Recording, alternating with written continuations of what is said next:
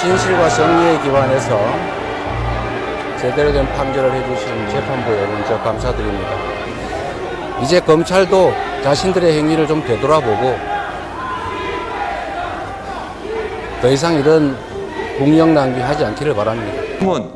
피청구인 대통령 윤석열을 파면한다.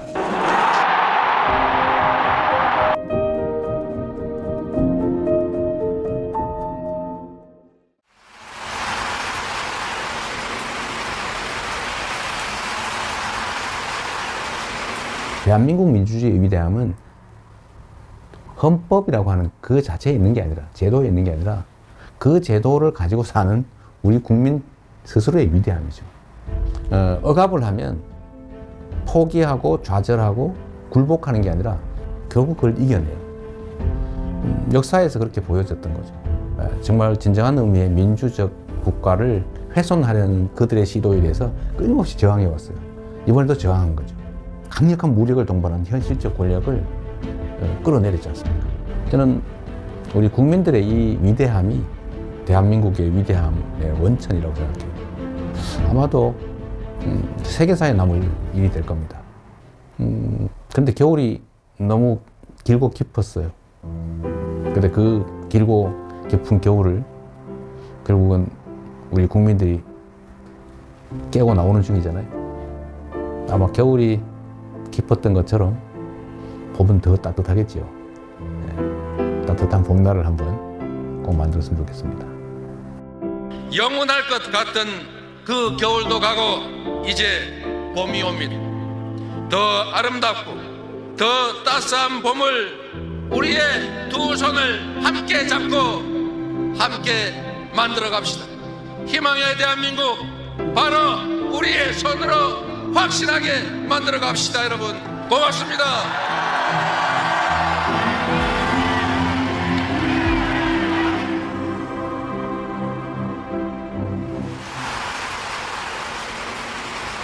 대립 갈등이 지금 아주 크죠. 그런데 그 원인은 뭐냐? 뭐 여러 가지가 있어요. 아주 근본적인 거는 경제적 이유입니다. 먹고 살기가 어려워져서 그래요.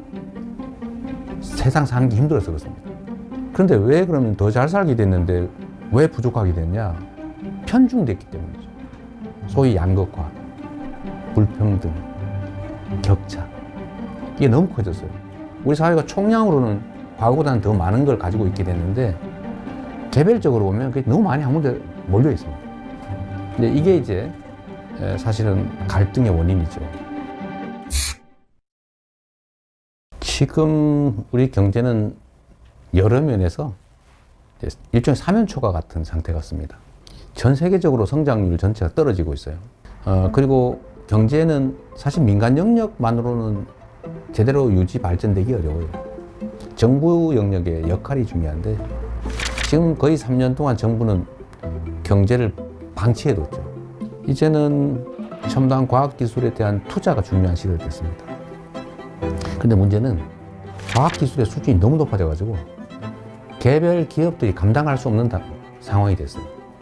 그래서 정부 단위의 인력 양성, 또 대대적인 기술 개발, 연구 개발 투자, 스타트업이나 벤처에 대한 대규모 투자. 또 그렇게 하면 다시 또 살아날 수 있습니다. 우리 너무 좌절할 필요 없는 거죠.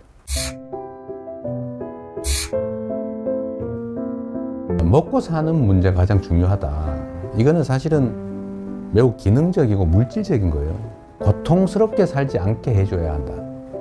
잘 산다라고 하는 건 좀 달라요. 잘 사니즘이라고 하면 좀 더 가치지향적이고 좀 정신적이고 고통 없는 삶을 넘어선 더 행복한 삶을 살 수 있는 세상을 만들자. 그런 거라고 봐주시면 되겠어요. 민생 살리는데 색깔이 무슨 의미입니까?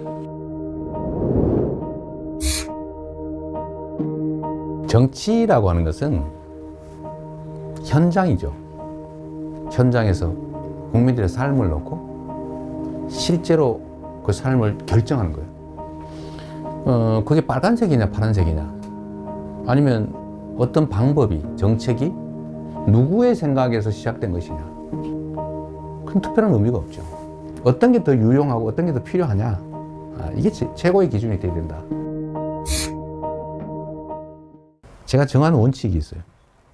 대개의 공직자들의 태도를 보니까 중요하고 큰 일을 고민하느라고 작아 보이는 일들을 미뤄둬요. 그러니까 엄청나게 쌓여요. 공직자는 100만 명이 걸린 일이냐 100명이 걸린 일이냐 하면 이 10,000배로 중요한 일이라고 생각하지만 100명이 걸린 일조차도 그 100명은 목숨이 걸린 거예요. 그래서 모든 일이 다 중요하니 작고 쉽고 간단하게 보이는 일을 최대한 빨리 해쳐야 돼요. 그래도 큰 일을 안 한 건 아니에요. 그건 그대로 보시면 저는 제 업무 책상에 서류가 쌓여 있지 않아요. 안 쌓아놓습니다.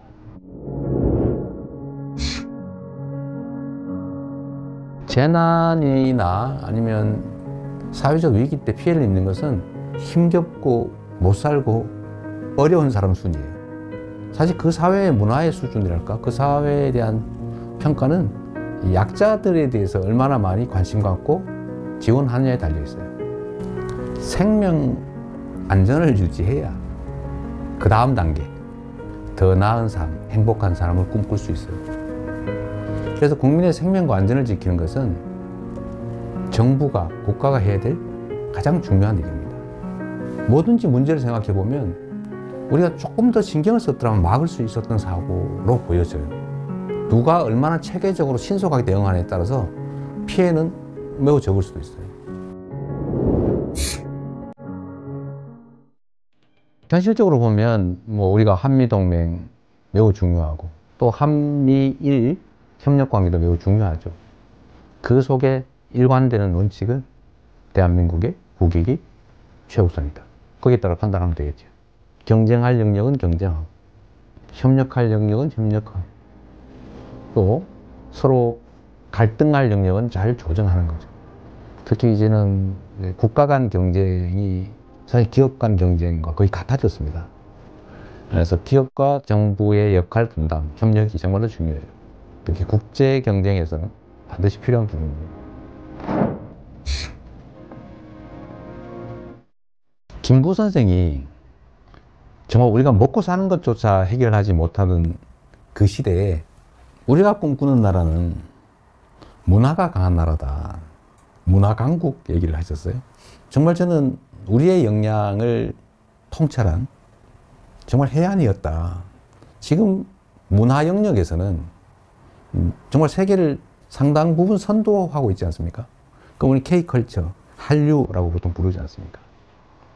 근데 여기에 더해서 이제는 K민주주의, 아마 이번 2번에 걸친 촛불혁명, 빛의 혁명을 통해서 무혈의 평화혁명으로 현실 권력을 끌어내리는 세계사에 없는 이런 일들이 민주주의의 이름으로 이루어졌지 않습니까?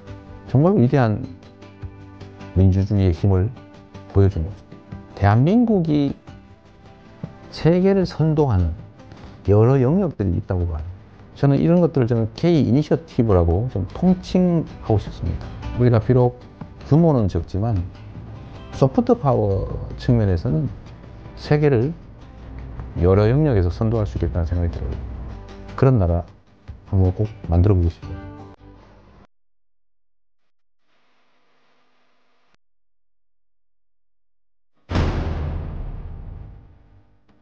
대한민국이라고 하는 이 국호에는 정말 큰 뜻이 담겨 있죠. 민국, 국민의 나라, 민주의 나라. 이 민자는 베트성이죠, 베트성. 신옷 입은 사람들, 평범한 사람. 이 평범한 사람들은 그 작지만 큰 나라. 많은 사람이 희망을 가지고 행복한 삶을 꿈꾸는 그런 세상이 봄나라 아니겠어요? 진짜 대한민국을 만들고 싶습니다. 그냥 이름만 있는 대한민국이 아니라 진짜 대한민국, 그리고 그 대한민국을 대한국민이 만들어가는 거죠. 그 대한국민의 훌륭한 도구, 최고의 도구, 이재명이 되고 싶습니다.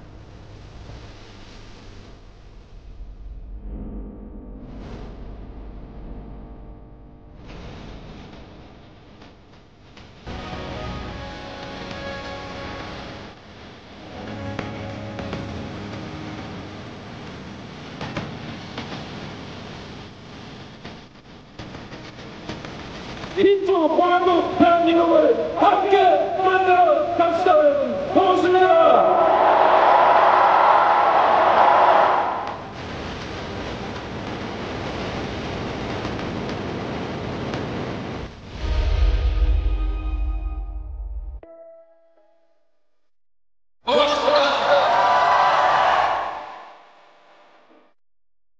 진짜 대한민국을 만들기 위해 대통령 선거에 출마합니다.